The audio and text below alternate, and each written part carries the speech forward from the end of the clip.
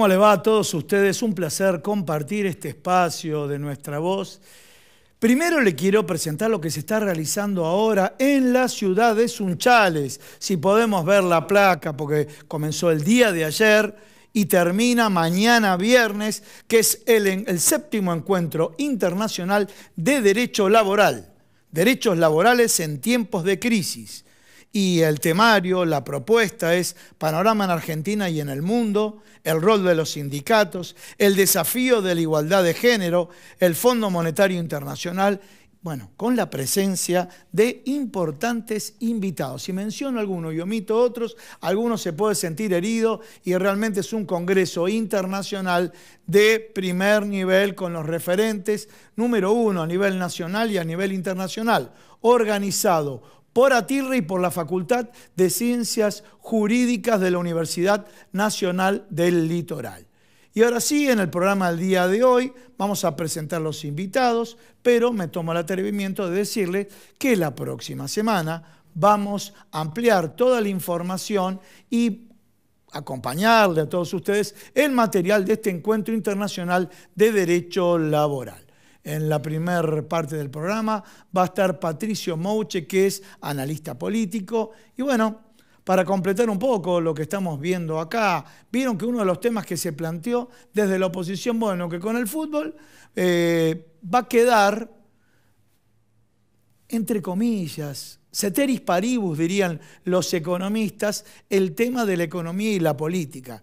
Personalmente considero que no, pero le vamos a preguntar a Patricio Mouche, que es analista y de esto sabe. ¿Cómo te va, Patricio? ¿Qué tal? ¿Cómo estás? ¿Todo bien? No, yo creo que no, sobre todo después de la vuelta al protagonismo frontal de Cristina con el acto de la semana pasada. Podemos esperar sí que haya un poco menos de grieta, por lo menos en los medios, que las noticias estén un poco más matizadas, pero por lo menos puertas adentro desde los frentes políticos se viene muy fuerte el armado de cara a la elección que viene y podemos esperar alguna señal más, algún acto en el mientras tanto o alguna medida nueva preparado para el fin del Mundial.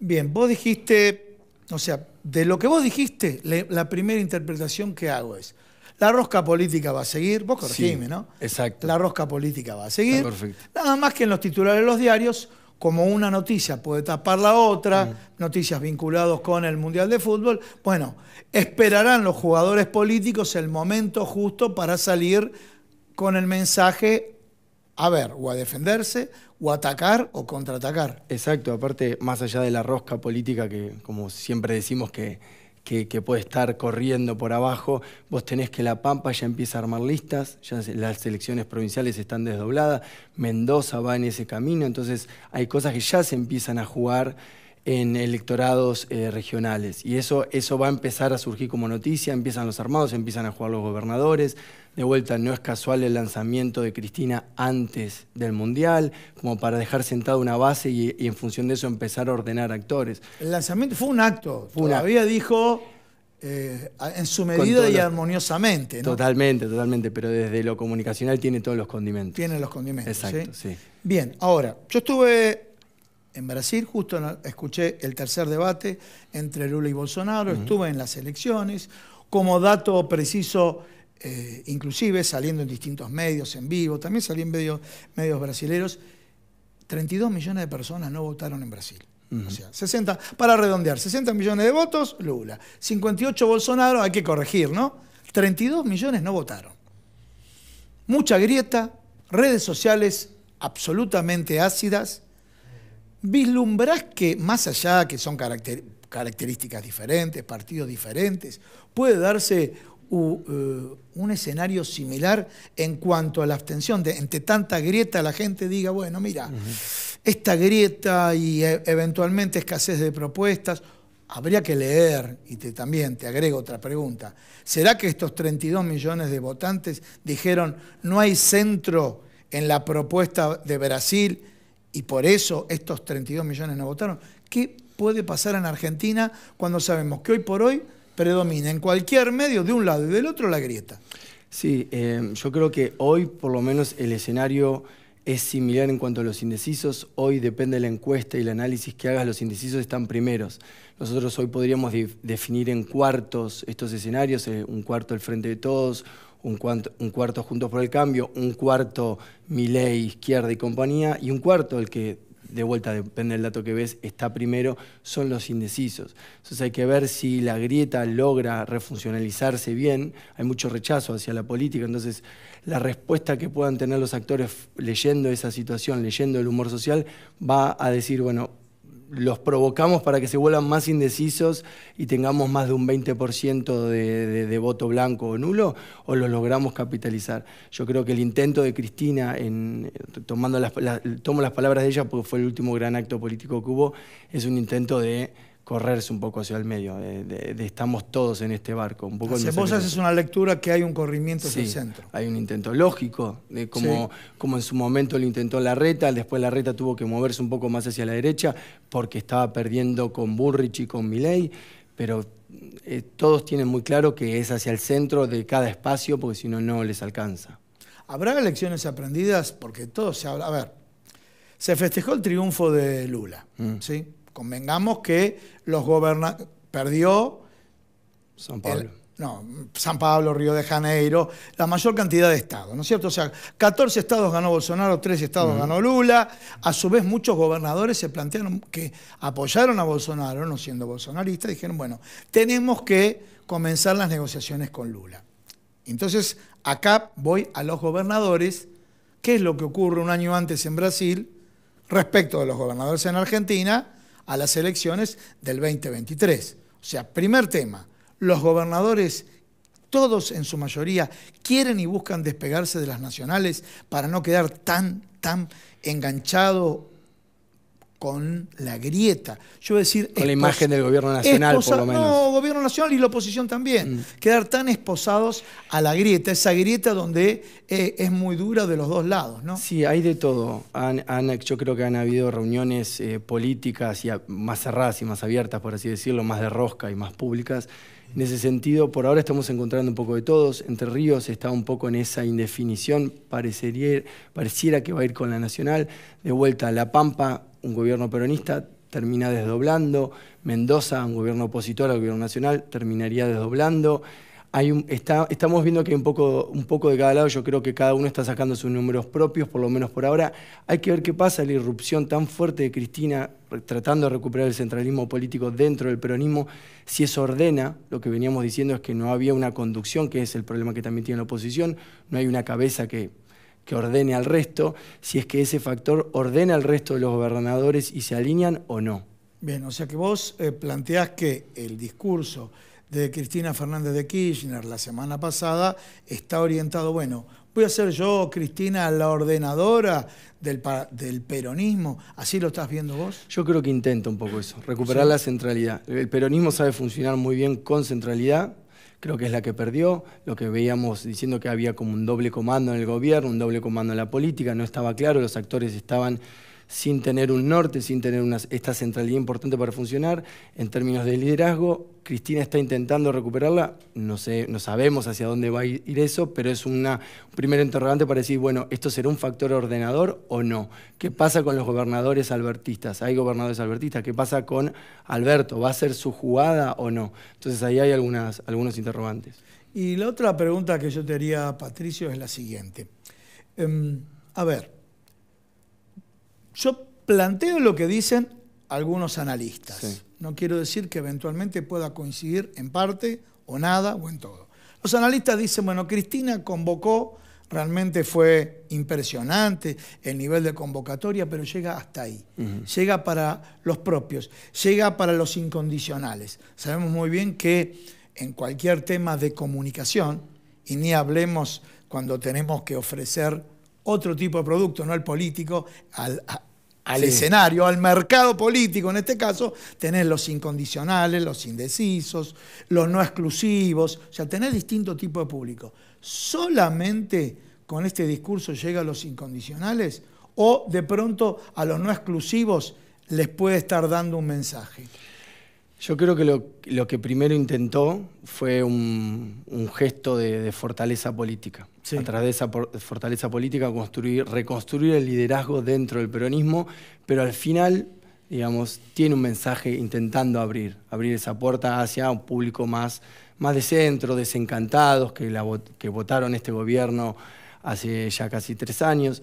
Yo creo que hay un intento, pero de vuelta es un ejercicio que van a tener que hacer todos. Si no, van a estar todos dependiendo de, al final, caer en un balotaje de quién capitaliza más una grieta. Iríamos a una campaña de contraste mucho más fuerte, pero esa es una segunda etapa. Hay que llegar a la primera. En un escenario, no te quiero meter en un tema económico, vos sos analista político y demás, pero sin embargo, como analista político, nos decís a nosotros, Gustavo, mirá, en las encuestas la opinión principal pasa por lo económico, pasa por la inflación, sí, entonces, y después seguiremos hablando del resto de los temas, ¿no?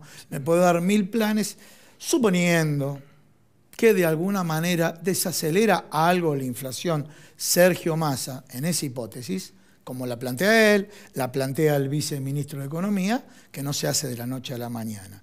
Suponiendo ese escenario, la gente puede aceptar la propuesta de cualquiera de los dos partidos. Sabemos, se va Mauricio Macri, en ese contexto había crédito del Fondo Monetario Internacional, de acreedores externos, entra en 2018 en default, le presta el Fondo Monetario Internacional, bueno, y se va con un 54% de inflación. Ahora estamos hablando, bueno, el acumulado hasta ahora es 88, pero hablamos de un 100% de inflación anual. El que va a meter el voto dice, los dos me están vendiendo que la inflación la resuelven y no la resuelven.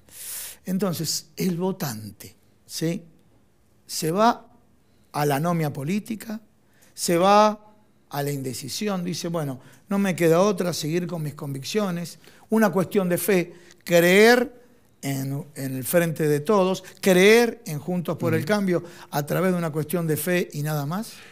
Y yo creo que va a ser es una combinación y va a ser una combinación un poquito más fuerte o no, dependiendo de la variable económica. Hoy la gran preocupación es la inflación para toda la gente y a eso está ligado, por supuesto, el salario y también la fuente de empleo. Habrá gente que se va a correr hacia el rechazo político y ahí dependeremos del discurso de Milei si va a capitalizar algo de ese rechazo o no, o esas personas van a quedar sueltas. Hay gente que se va a ir a lo ideológico y hay mucha gente que va a terminar votando, que ya nos pasó en otras elecciones, contra. ¿No? Sí. No quiero que gane entonces voto contra porque me cae. Un poco trayendo el ejemplo que vos decías de Brasil, es el contra. Que era decir, bueno, no votes a un corrupto, era un poco lo que decían los bolsonaristas, bueno, entonces no votes a un presidente autoritario del otro lado, y la campaña fue más en contra que a favor. Entonces yo creo que esa composición de los ejes, también dependiendo, por supuesto, de la inflación, si controlan la inflación, yo creo que hay aire para hablar de otras cosas, si no va a ser esto que vos bien planteabas. Este gobierno y el anterior, de 2 partidos políticos distintos, ninguno me resolvió el día a día. No puedo pensar en la construcción de un futuro más a largo plazo. Entonces ahí hay una complicación. Bien, vos planteaste, te cierro con este tema, vinculado principalmente al gobierno. Planteaste la centralidad que buscó Cristina Fernández de Kirchner a través del acto, ¿no? Esa centralidad, indiscutiblemente. La gente que la quiere y que no la quiere saben que es un cuadro político hipercompetitivo. Eso es indiscutible. Es un cuadro político hipercompetitivo. Ahora, aparecerán nuevas figuras. Mirá si se repite la figura. Macri teniendo la centralidad, tal vez siendo o no siendo candidato, pero de alguna manera condicionando a la oposición, y Cristina Fernández de Kirchner teniendo la centralidad, siendo o no siendo candidato. ¿Cuál sería, cómo ves vos, la reacción de la gente en la repetitividad de una fórmula que se viene dando en varias elecciones? Sí, yo creo que esas dos figuras van a estar presentes, o protagonizando, o apoyando, o secundando, porque son las que sostienen la grieta en algún punto. Creo que el intento de la fórmula de Alberto Fernández con Cristina era romper un poco esa situación, tratar de establecer puentes, no se logró. Ahora Cristina y Mauricio Macri recuperan el protagonismo. Difícil para la gente, de vuelta, porque la grieta no le funcionó. ¿Cómo le va a funcionar ahora? Yo creo que van a estar en juego todo el tiempo ellos dos. Dependerá, quizás el PRO, Juntos por el Cambio, termine resolviendo como otras veces o no, que eran más pragmáticos y decían, bueno, ¿cuál es el candidato que más mide? Hoy no parece ser esa situación. Yo creo que hay una cuestión política más a trabajar dentro del espacio, y el peronismo, al parecer, no hay un candidato. Quizás pueda ser un candidato alternativo Massa, si le va bien económicamente, como fue Macron en Francia en su momento, con un buen rol de lo económico. Por ahora es un interrogante. Bien, muchísimas gracias. Gracias a vos. Señores, no se vayan, porque en instante vamos a escuchar la voz de la Confederación Argentina de la Mediana Empresa. Señores, había distintas variables. La inflación por un lado, que se disparaba, y el consumo, que se mantenía. Pero vamos a escuchar acá a Salvador Femenia, vocero de CAME, a ver qué es lo que está pasando, qué señales están teniendo con respecto al consumo. No te lo pierdas en instantes acá, en Nuestra Voz. Atilra es artífice de un proyecto solidario, colectivo y social. Es una realidad que crece, se desarrolla, vive y se multiplica, pero sobre todo permanece en el tiempo. Atilra, más de 70 años sembrando de sueños el camino. Bueno, señores, lo planteé antes del corte, estamos con Salvador Femenia, muchas gracias por estar acá en el programa. Realmente ustedes trabajan muchísima información, muchísimas estadísticas. Sé que tenés números muy buenos de los fines de semana largos, lo vamos a pasar ahora. Pero primero, la inquietud, y te lo digo, como periodista y como economista, el consumo. ¿Qué estás visualizando vos? Desde el mostrador, desde la empresa, no los teóricos, desde la economía en una oficina.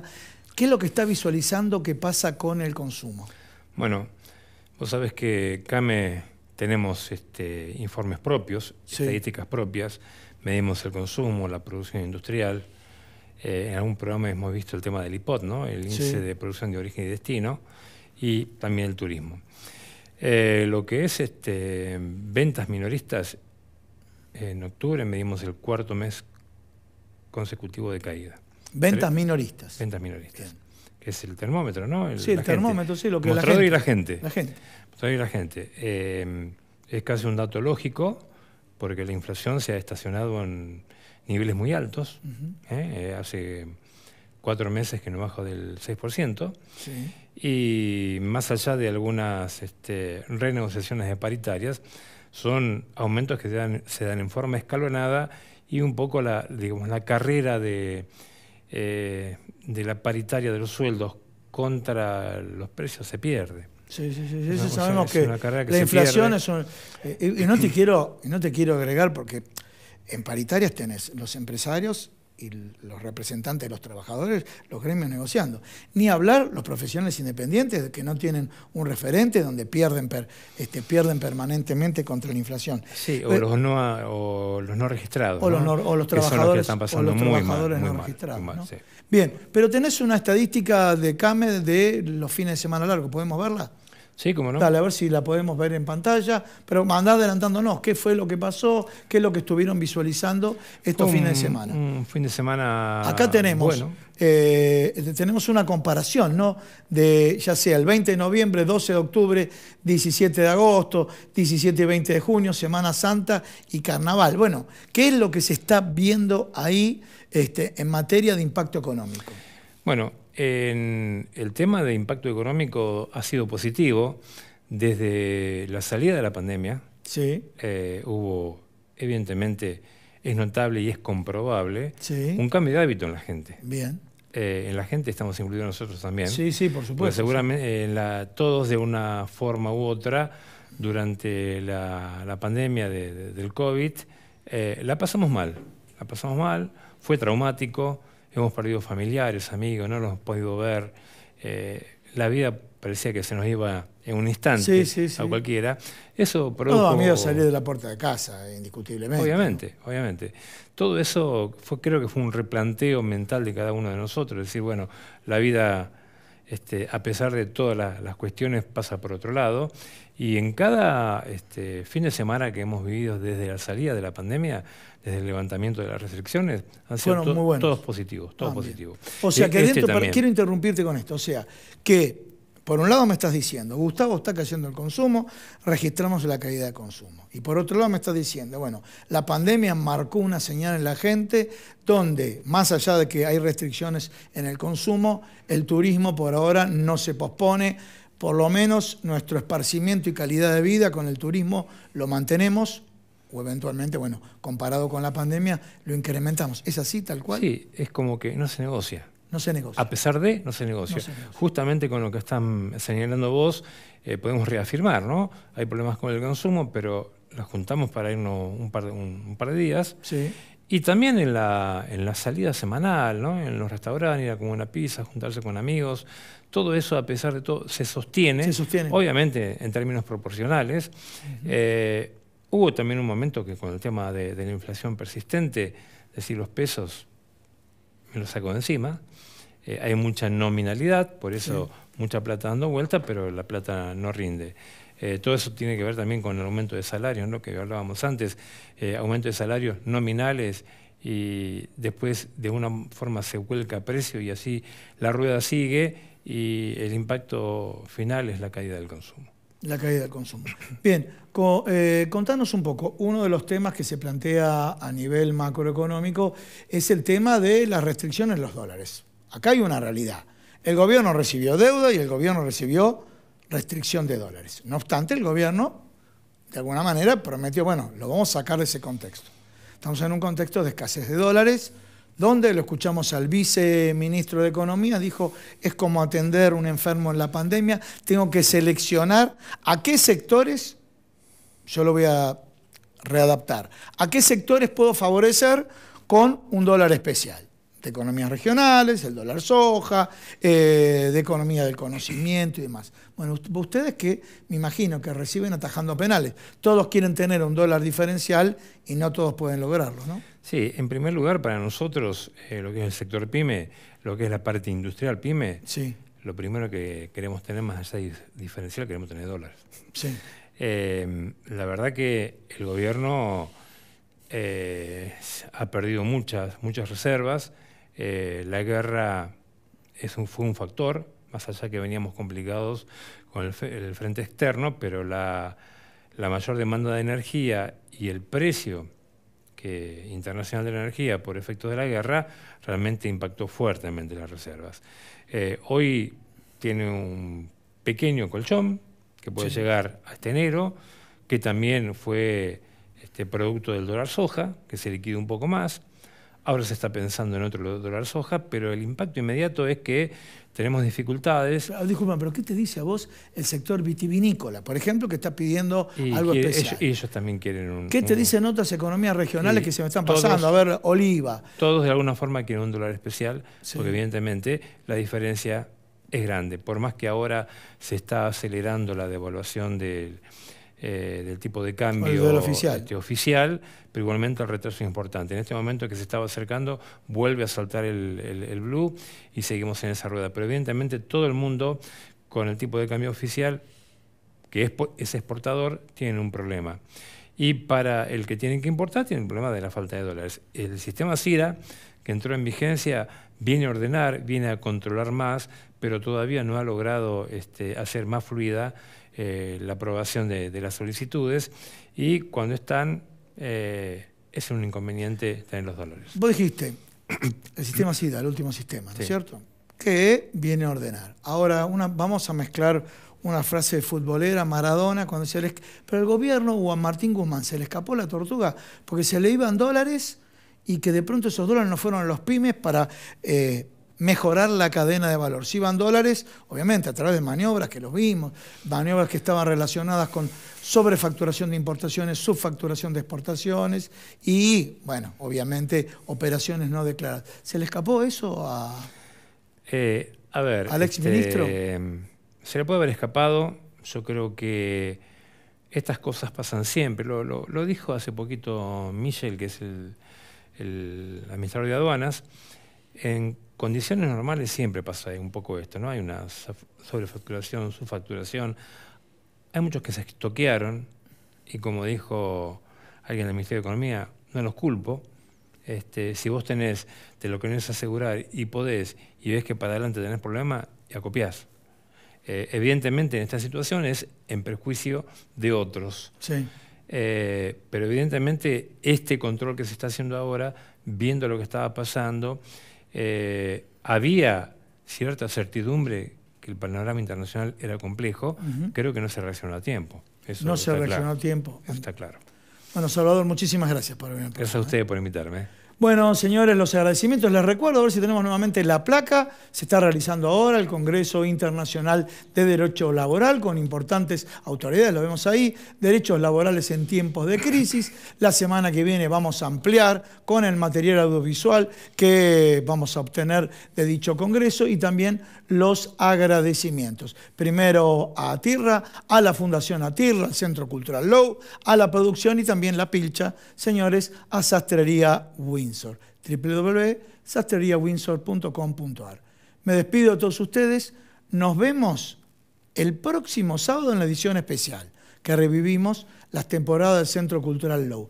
Y todos los jueves, 19:30 horas. Hasta la semana que viene.